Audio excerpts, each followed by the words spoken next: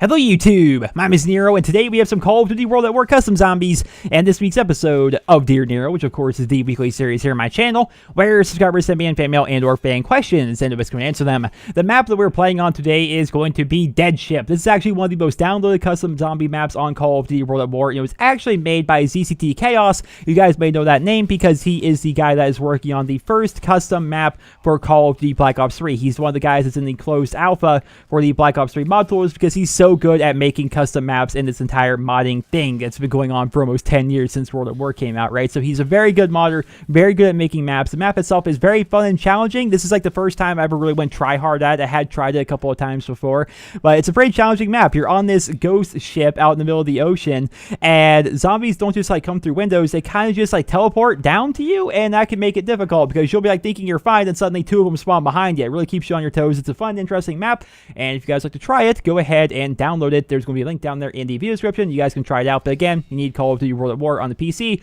to actually play it. And no, that was not sponsored. I just enjoyed this map. That's going to tie into the first question of this week's episode, where he's going to write, Dear Nero, what do you think about the TmarTn situation with CSGO Lotto? Would love to get your opinion. Tyler from Tennessee. Oh, Tyler.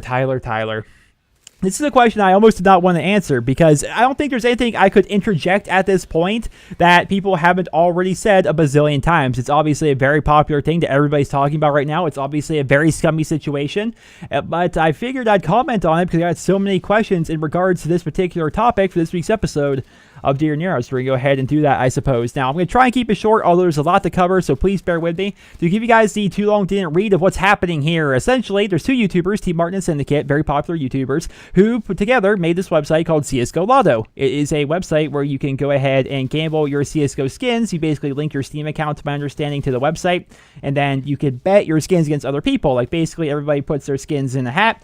Then there's a dice roll. If you win, you get all the skins in the hat. If you don't win, you go away with nothing, right? It's a place where you can win really big because all of these skins actually have a dollar amount associated with them. That's one of the things about CSGO skins. So people are basically gambling these skins on this website. And the worst part is this is not really age restricted, right? Most things where you have to gamble, they say you have to be at least 18 or you have to be at least 21. Instead, they have a age minimum of 13 years old on this website. So there's people as young as 13 gambling these CSGO skins that actually have a real life dollar amount associated with them. So that's kind of a gray area, kind of a weird situation in and of itself. Where it gets worse is TmarTn and Syndicate are actually the owners of this website, but never disclosed that to anybody, right? So TmarTn is, I believe, the CEO, and I think Syndicate is the vice president. I may have the titles mixed up there, but basically that's the gist of it. TmarTn is the owner. Syndicate is also like a co-owner of the website. They made it together, but never actually told anybody that. They made a bunch of YouTube videos, a bunch of live streams, giving reactions, winning big, and of course they always talked about it on Twitter. They promoted this website a ton, but never actually told anybody that they were directly profiting from the website because they are the owners of that website. In fact, TmarTn,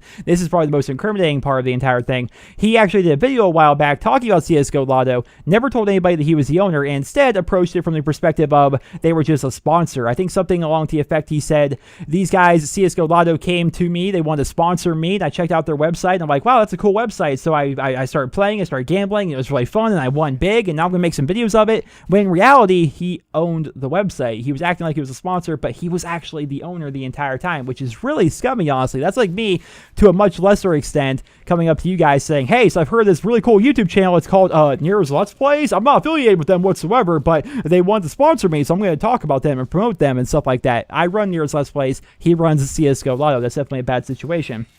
Now, there's talk that the FTC is going to get involved. There's talk that there's going to be major fines, perhaps jail time. Of course, these guys are going into lockdown mode. They're not talking about it whatsoever. And I think TmarTn has disabled all the likes and dislikes and comments on both of his channels. And Syndicate basically hasn't made a video even regarding, like, talking about it, apparently, since this entire thing has surfaced. It's a bad situation, right? Again, talk of jail time, talk of fines. I just hope that this says to the community that you need to be transparent with your brand deals, right? I'm somebody that doesn't do brand deals very often. I think I've done 15 or less brand deals over my 2,000 videos here on NerosCinema. Always try to be transparent. That's the thing. Now, I ran into some trouble with something similar to this a long time ago, and I'm going to be talking about that here later in the video in the spirit of being transparent, but always try to be transparent with your brand deals. If you're a YouTuber and you're being sponsored to do something or say something, let people know, because that's literally the law. That's what you need to do, right? So that's why I said at the very beginning of the video, it sounded like I was doing like a paid promotion for this custom zombies map. I'm not. It's a fun custom zombies map, and I figured, hey, if you guys want to try it, check the download link in the video description. That's how you download the map. That's where you can go ahead and play it, right? So just try to be transparent. That's what I hope everybody does. There's nothing more that I could possibly say about this topic that everyone else hasn't already said about the topic. It's a really scummy situation. That's a very bad thing. Do I think it's going to kill their channels, kill their careers? No, I don't think that's going to happen, but I do hope that this at least says to everybody else out there, be transparent with your deals. That's something that everybody needs to do. It's a bad situation as a whole. So I mentioned earlier that I was part of something that was somewhat similar to this back in the day, and in the spirit of being transparent with you guys, because I always want to be transparent, I'm going to dig up this old forgotten skeleton and I'm going to present it for you guys here in this video. So I was actually part of the Xbox Live Machinima 2013 scandal. Now, if you guys know what this was, it was a brand deal between Machinima and its partners with Microsoft to promote the Xbox One. Now, to my understanding, because it's been a long time, the deal was mention you're playing on the Xbox One, don't say anything negative about the Xbox One, don't tell people in your video that we're paying you to do this. And obviously that's a very scummy thing, and I wish if I could go back and not do it, I really would, because I made like $20 off the deal as a whole, but it was my first brand deal ever. It's like Machinima came to me, he's like, hey, we would love to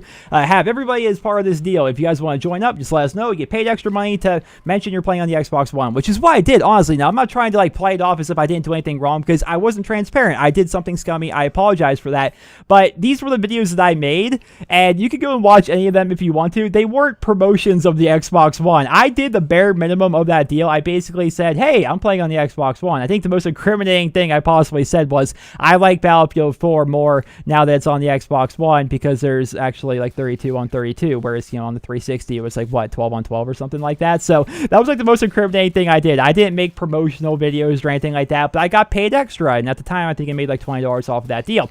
Ironically enough, Syndicate was part of this deal. He did 2 separate reviews of the Xbox One and was paid in total $30,000 to do that, which is obviously kind of a bad thing, but I just wanted to let you guys know I was part of that. I made $20. I mentioned I was playing on the Xbox One and didn't say anything negative about it, which is something I do anyway. That's why I was like so confused, because I didn't realize how bad of an idea it was to like do a brand deal and not be transparent about the fact that you were doing a brand deal, because this was literally my first one. I thought this was part of the course back in the day, again, late 2013, early 2014, and so I did. I'm like, so all I have to do is say, hey, I'm playing on the Xbox One, then don't go out of my way to say anything negative about it. That sounds really easy. Extra money.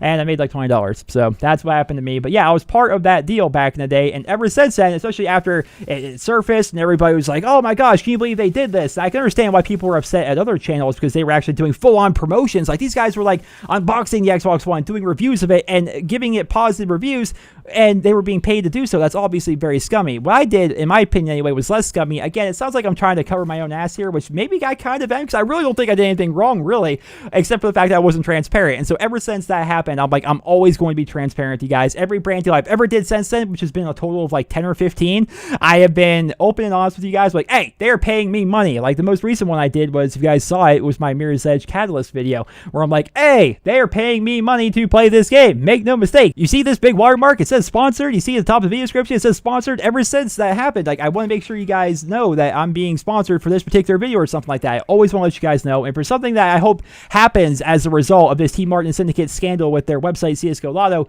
is that the entire YouTube community as a whole becomes more transparent with brand deals that they decide to do. That's what I hope ends up happening. But ladies and gentlemen, that's my opinion on it. I don't really have any extra things to insert here, to be perfectly honest. It's just, there's nothing else for me to really say that hasn't been said a million times. It's a really scummy situation. I don't know why they weren't open and honest from the very beginning. If they were open and honest from the very beginning, they could have had a wildly successful website and not get in trouble for it. Whereas right now, they just have a successful website and they're going to be getting in a lot of trouble for it. So honesty is always the answer, guys. It's always the answer. Try to be open and transparent with everything in life, not only brand deals here on YouTube. The next question is going to be coming in from Boundless on Twitter, who's going to write, Dear Nero, do you think that Call of Duty should have free DLC like GTA 5 and Halo 5, since they make a ton of money off of COD points? So Boundless, I don't think that's how businesses really work. Just because they make money from COD points doesn't mean that they should be giving away DLC for free. It's just not how things work. But I honestly do think that the older Call of Duty games games should have free DLC. In a recent video, I did my return to Call of Duty World at War, and there's still a problem to this day that exists in that game where DLC maps will show up in the map rotation even if you don't have the DLC. So people that are new to the game, just trying it out for the first time, they're going to have this map show up in the rotation, think, oh, I've never played that map before. Then the map loads up, then the map kicks them for not having a DLC. It's like, why is it even in the rotation? Why won't they just fix this, you know?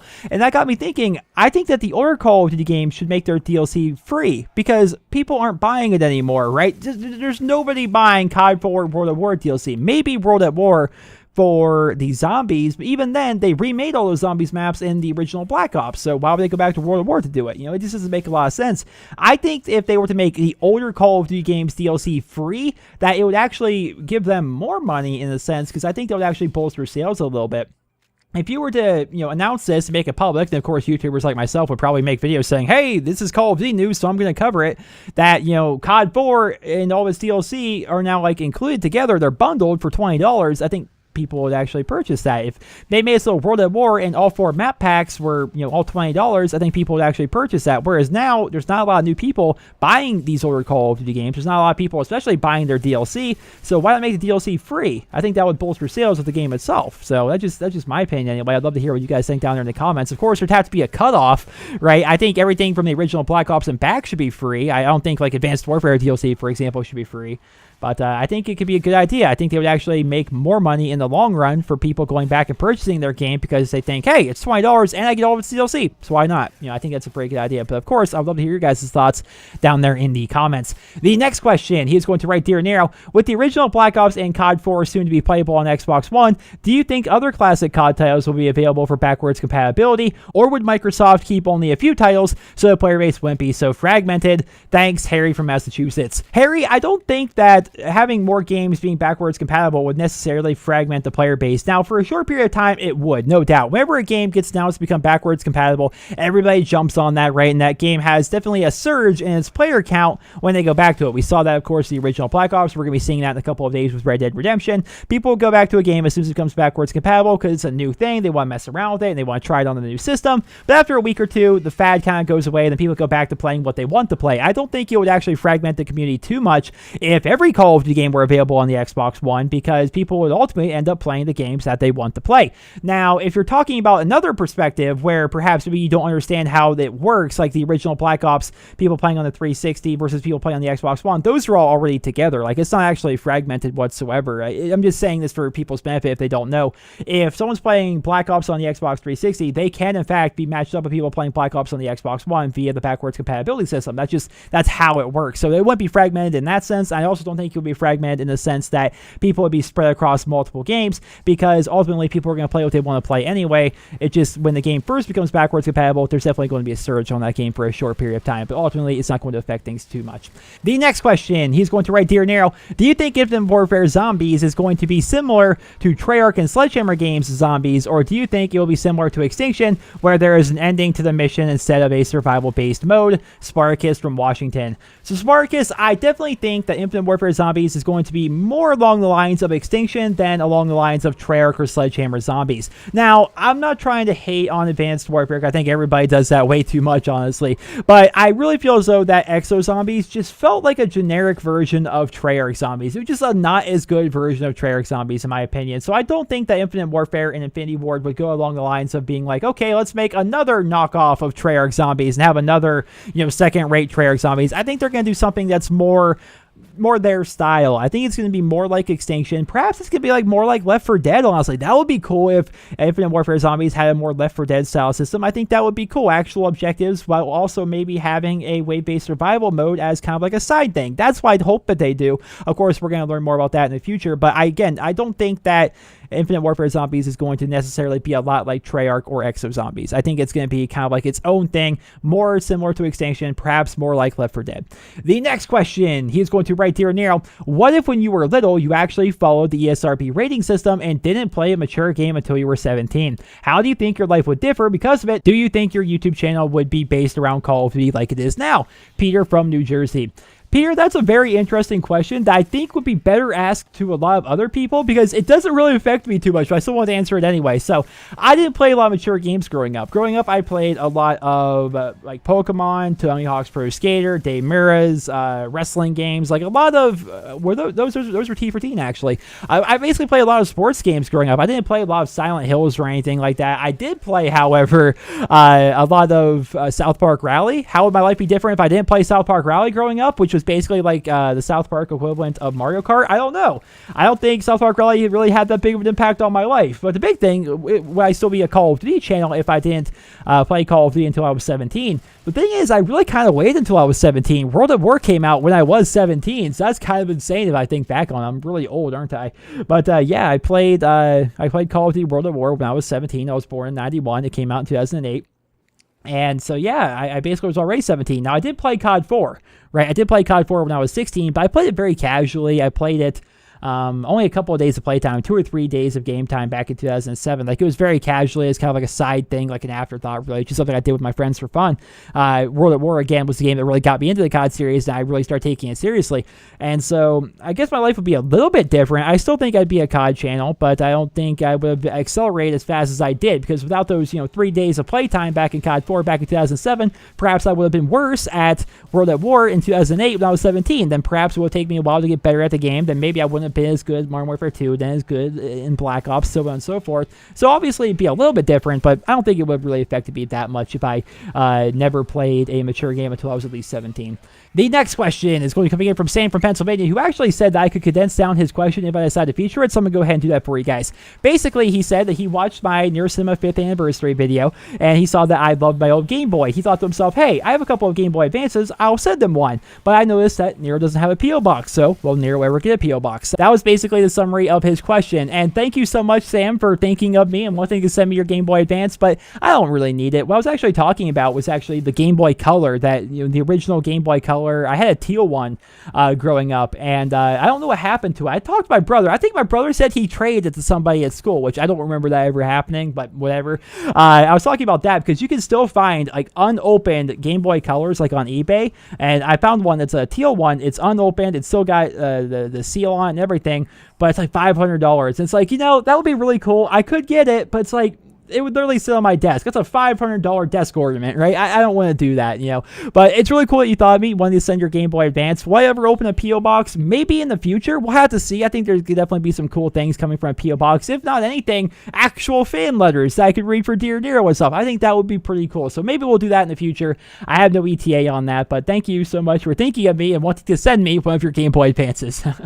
That's just, it's cool to think that people would actually do something like that for me. It's like, there's this guy I watch on the internet. He says he misses his Game Boy. I'm going to send him one of my old Game Boys. That's just so cool, man. Thank you so much. But we'll see if I ever actually decide to open up a P.O. box. The next question, he's going to write, Dear Nero, do you ever get strange reactions from people when you tell them your job/hobby is YouTube? P.S. I don't think doing YouTube as a job is strange. Jack from Delaware. Well, Jack, you're in the minority because I absolutely hate telling people what I do for a living. It's absurdly difficult because nobody understands it. Try explaining to my 70-year-old grandfather, who still is a logger out in the woods cutting trees, how I play video games for a living. Like, there's a barrier there. It just does not work. And, I hate running into people that, like, I went to high school with. They're like, oh, yeah, what are you doing? So that's like that's what adults do, right? They talk about work and what they do for a job and whatnot. And it's like, oh, God, we have to do this. We really have to do this because now I have to explain how YouTube works, how Machinima's involved, how ad revenue works, how, yes, I can make a living playing video games and making YouTube videos. Then ultimately it comes down to, well, how much money do you make? And it's like, do you just ask that to everybody, or is it just because I'm a YouTuber? Because you don't ask people in the adult world how much money they make. It's just not a thing, right? You don't walk up to somebody on the street and say, how much money do you make a year? You don't walk up to like your aunt and say, how much money do you make a year? It's just, it's rude, right? You don't ask people that. Yet for some reason, because I do YouTube and it's such a taboo thing, people are like, well, how much money do you make? And it's like, well, I'm not going to tell you how much money I make because that's a very rude question to ask me, but I make enough money to support myself, I suppose. How about that? Like, I rent my house because of YouTube. I bought my car because of YouTube. I pay my bills because of YouTube, and I work work every day because this is my job, right? It's so frustrating. Yeah, I absolutely hate running into people that I haven't talked to in a while because they always ask what I'm doing, and then I have to give them a PowerPoint presentation basically as to how YouTube works and how I'm actually able to make a living doing this. It's absolutely absurd. The next and final question for this week's episode of Dear Nero, he's going to rate, so I was wondering about your opinion on Titanfall 2. In my opinion, it looks really good and fixed everything the first game was lacking. Thanks for answering, Ryan from California. Ryan, I am stoked for Titanfall 2. It looks absolutely amazing from the single player trailer as well as the multiplayer trailer, both which you can find on my YouTube channel. They look absolutely amazing. One thing I'm kind of weary on is the grappling hook because it looks like people are constantly flying around. I wonder if that's going to be the case, but Titanfall 2 looks like it's going to be a lot like the original Titanfall, but it's going to have more guns, more Titans, possibly more game modes, more stuff to do, and that's all the game needed because Titanfall 1, the original Titanfall, was a great game. It just didn't have a lot of depth. This new game, Titanfall 2, is going to have depth, so it's also like fundamentally change how the game is played or anything. It should be great, and I'm definitely stoked for it. And ladies and gentlemen, that is going to conclude this week's episode of Dear Nero. I hope you guys all enjoyed it. If you did, please drop me a rating. And if you guys would like to submit your questions for the next episode of Dear Nero, simply send me a personal message here on YouTube, or alternatively, you can tweet me on Twitter at NeroTweets using hashtag Dear Nero. And if you do that, you may be featured on the next episode, depending on if I like your question and if I feel as though it fits within the flow of the show. Ladies and gentlemen, I hope you guys all enjoyed the video. Drop me a rating. Hope you guys all have a wonderful day.